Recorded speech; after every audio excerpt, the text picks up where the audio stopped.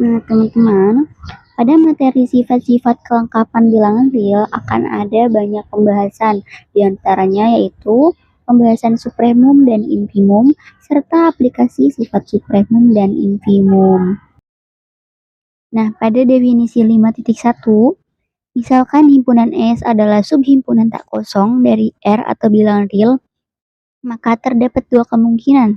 Yang pertama, sebuah anggota U, di mana anggota U merupakan elemen dari bilangan real, dikatakan batas atas atau upper bound dari himpunan S jika dan hanya jika S kurang dari atau sama dengan U, di mana untuk setiap S adalah himpunan bilangan S, atau semua anggota S adalah himpunan bilangan S. Kemudian yang kedua, sebuah elemen W, di mana elemen W ini merupakan semua anggota bilangan real, dikatakan batas bawah atau lower bound jika dan hanya jika W kurang dari atau sama dengan semua anggota himpunan S, di mana untuk semua anggota himpunan S ini merupakan himpunan dari S tersebut. Nah, untuk pemahaman lebih lanjut, kita ke contohnya saja ya. Untuk contoh yang pertama, misalkan S subset bilangan real atau S subhimpunan bilangan real. Nah, misalkan S itu adalah himpunan X elemen bilangan real, di mana X lebih besar dari 3 dan lebih kecil dari 5. Nah, di sini kita harus tahu dulu nih, anggotanya itu apa saja. Nah, berarti di sini kan kalau misalkan X lebih besar dari 3 dan lebih kecil dari 5, berarti anggotanya adalah 4. Kita tentukan dulu nih batas atasnya. Dari definisinya kan sebuah elemen U dikatakan batas atas dari S jika S kurang dari atau sama dengan U. Berarti semua anggota himpunan S itu yang lebih besarnya adalah batas atas, termasuk batas atas. Berarti misalkan anggotanya itu 4, berarti batas atas dari himpunan ini adalah 6, 7, dan 8, dan seterusnya. Di sini ada kurvanya ya. Kemudian untuk batas bawah S-nya adalah 2, 1, 0, dan seterusnya. Kenapa 2, 1, 0, dan seterusnya? Karena sebuah elemen W dikatakan batas bawah atau lower bound dari S jika W itu lebih kecil dari semua anggota bilangan himpunan itu. Jadi, yang lebih kecil dari anggota himpunannya yaitu 2, 1, 0. Kenapa di sini 3 tidak termasuk? Karena di sini itu memakainya kurang dari, bukan kurang dari atau sama dengan. Jadi untuk batas bawahnya yaitu 2, 1, 0. Dan seterusnya sampai minus tak terhingga. Nah, karena himpunan S ini memiliki batas atas dan batas bawah, maka himpunan S ini disebut himpunan terbatas di bilangan real atau R. Disebut juga bounded. Kemudian contoh yang kedua, yaitu himpunan yang terbatas ke atas di R. Nah, ada contoh, misalkan S subhimpunan bilangan real, di mana S dengan X elemen dari bilangan real, di mana X-nya itu kurang dari 2. Berarti di sini itu anggotanya adalah semua bilangan yang kurang dari 2 merupakan anggota himpunan bilangan S ini.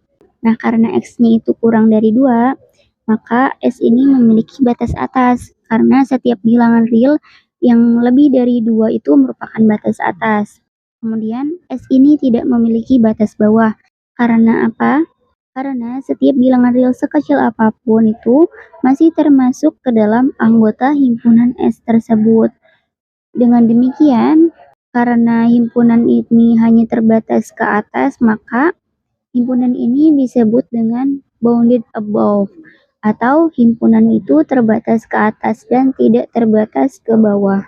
Kemudian contoh yang ketiga, misalkan X-nya itu dibalik atau X-nya itu lebih dari 2, maka semua anggota himpunan S itu adalah semua bilangan yang lebih dari 2 itu. Contohnya 3, 4, 5, 6, dan seterusnya. Karena semua anggota bilangan yang lebih dari 2 itu adalah anggota himpunan bilangan S, maka himpunan S ini tidak memiliki batas atas. Dan himpunan S ini memiliki batas bawah, yaitu 1, 0, -1, -2, dan seterusnya. Nah, dengan demikian, karena himpunan ini hanya memiliki batas bawah, maka himpunan ini disebut himpunan terbatas ke bawah di R atau bilangan real, atau disebut juga dengan bounded below. Dari ketiga contoh sebelumnya dapat disimpulkan bahwa batas bawah dan batas atas suatu himpunan bagian tak kosong S dari R atau bilangan real memiliki tak terhingga batas bawah dan batas atas pada bilangan real. Kayak yang tadi misalkan di sini ada batas atasnya itu 6, 7, 8 dan seterusnya sampai nilai 1000 pun itu merupakan masih batas atas. Nah, misalkan batas bawahnya itu adalah 2, 1, 0, -1, -2 dan seterusnya, itu merupakan masih termasuk ke dalam batas bawah bilangan real. Nah, di sini kan himpunannya itu tak kosong. Kemudian bagaimana jika himpunan itu kosong? Apakah dia memiliki batas atas dan batas bawah? Mari kita buktikan. Nah, kita akan menggunakan pembuktian kontradiksi. Jadi, andaikan himpunan kosong itu tak mempunyai batas atas, maka akibatnya untuk semua U elemen bilangan real, U merupakan bukan batas atas himpunan kosong tersebut. Yang artinya terdapat X anggota himpunan kosong sedemikian sehingga U lebih kecil dari X. Karena kan tadi U-nya itu bilangan real dan tidak memiliki batas atas. Jadi terdapat X anggota himpunan kosong sedemikian sehingga U lebih kecil dari X. Tapi karena himpunan kosong ini, jadi tidak mungkin dong ada X di himpunan kosong tersebut. Jadi haruslah himpunan kosong itu mempunyai batas atas. Dengan cara yang sama, kita memperoleh juga himpunan kosong itu memiliki batas bawah. Sehingga dapat disimpulkan bahwa himpunan kosong itu terbatas. Teman-teman perlu diketahui bahwa sebuah himpunan tak kosong setiap memiliki batas atas itu pasti memiliki batas atas terkecil, dan setiap himpunan tak kosong yang memiliki batas bawah itu pasti memiliki batas bawah terbesar juga. Nah, di sini bisa dilihat dari definisi 5.2, misalkan himpunan S adalah subhimpunan tak kosong dari bilangan real, maka ada dua kemungkinan. Yang pertama, jika himpunan S terbatas ke atas, maka batas atas dari himpunan S itu dikatakan supremum atau batas atas terkecil apabila apa? Apabila batas atas tersebut lebih kecil dari batas atas lainnya. Kemudian yang kedua, jika himpunan S terbatas ke bawah, maka batas bawah dari himpunan S dikatakan infimum atau batas bawah terbesar apabila batas bawah tersebut lebih besar dari batas bawah lainnya. Nah, sebagai contoh, misalkan ada sebuah himpunan S, subhimpunan dari bilangan real dengan anggotanya X elemen bilangan real dengan anggota X lebih besar dari 3 dan kurang dari 5. Nah, batas atas di sini adalah 6, 7, 8. Nah, di sini misalkan kita ingin mencari supremum dari definisinya, kalau supremum itu batas atas tersebut lebih kecil dari batas atas lainnya. Maka di sini bisa disimpulkan bahwa batas atas terkecil atau supremumnya adalah angka 6. Kemudian untuk batas bawah terbesar atau infimum, bisa dikatakan infimum apabila batas bawah tersebut lebih besar dari batas bawah lainnya. Maka dari contoh bisa dilihat bahwa infimumnya adalah 2. Syarat supremum. Jika S terbatas ke atas, maka sebuah bilangan U elemen dari bilangan R adalah supremum dari S kurang dari sama dengan R jika memenuhi dua kondisi. Yang pertama, S kurang dari sama dengan U untuk setiap S elemen S atau U merupakan batas atas S.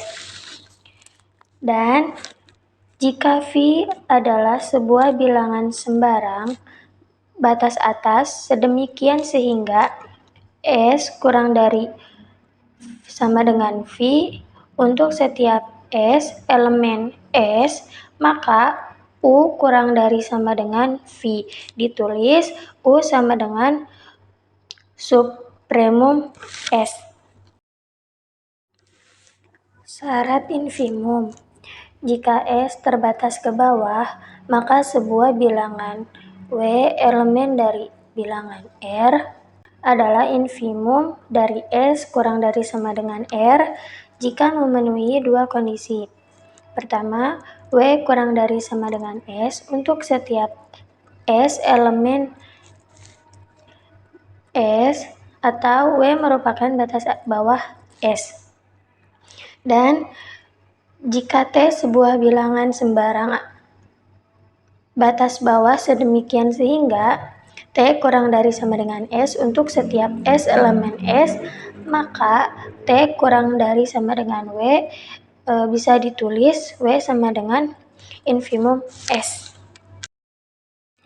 Lemma 5.3. Sebuah bilangan U, elemen dari bilangan real, adalah merupakan supremum dari subhimpunan tak kosong S kurang dari R jika dan hanya jika memenuhi kondisi. Yang pertama, S kurang dari sama dengan U untuk setiap S elemen S atau tidak ada elemen S dengan U kurang dari S. 2. Jika V kurang dari U, maka ada elemen S0 elemen S sedemikian sehingga V kurang dari S0. Contoh, himpunan S sama dengan X elemen dari bilangan real mutlak 0 kurang dari sama dengan X kurang dari sama dengan 1. Buktikan bahwa sub S sama dengan 1. Nah, pembuktiannya, karena 1 elemen dari bilangan real dan X kurang dari sama dengan 1 untuk semua X elemen, maka menurut definisi 1 adalah batas atas dari S. Jika V kurang dari 1, maka berdasarkan teorema 3.7, V kurang dari U tambah 1/2 kurang dari 1 dan V tambah 1/2 elemen dari 0,1. Jadi V bukan batas atas S karena V merupakan sembarang V kurang dari 1, maka dapat disimpulkan bahwa supremum S sama dengan 1. Dengan cara yang sama dapat ditunjukkan juga bahwa infimum S sama dengan 0. Lemma 5.4. Diberikan sunset tak kosong S kurang dari sama dengan R, A, U sama dengan supremum S jika dan hanya jika untuk setiap epsilon lebih besar dari 0. Ada X sub epsilon elemen S sedemikian sehingga U dikurang epsilon kurang dari X sub epsilon. B. U sama dengan infimum S jika dan hanya jika untuk setiap epsilon lebih besar dari 0. Ada X sub epsilon elemen S sedemikian sehingga X sub epsilon kurang dari W plus epsilon. Pembuktian pertama diketahui U sama dengan supremum S epsilon lebih besar dari 0 karena U dikurang epsilon kurang dari U. Nah, maka U dikurang epsilon itu bukan merupakan batas atas S. Oleh karena itu, ada X sub epsilon elemen dari S yang lebih besar dari U negatif epsilon, sehingga U dikurang epsilon kurang dari X sub epsilon. Pembuktian kedua diketahui U dikurang epsilon kurang dari X sub epsilon jika U merupakan batas atas S dan jika memenuhi V kurang dari U, maka ambil epsilon sama dengan U dikurang V. Jelas epsilon lebih besar dari 0 dan diperoleh U negatif dalam kurung U negatif V sama dengan V kurang dari X sub epsilon atau V bukan batas atas S. Jadi U sama dengan supremum S. Oke, selanjutnya tentang sifat lengkap bilangan real. Nah, teman-teman, sebelumnya kan sudah memahami bahwa himpunan S bisa dikatakan supremum apabila batas atas tersebut lebih kecil dari batas atas lainnya.